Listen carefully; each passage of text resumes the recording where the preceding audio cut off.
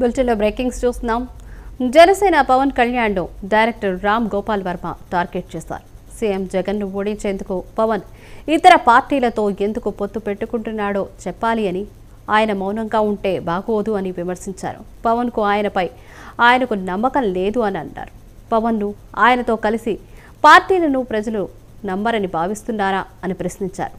జగన్కు ఆయనకు పూర్తి స్థాయిలో నమ్మకం ఉందని, అందుకే ఎవరితో పొత్తు లేకుండానే పోటీ చేస్తున్నారన్నారు.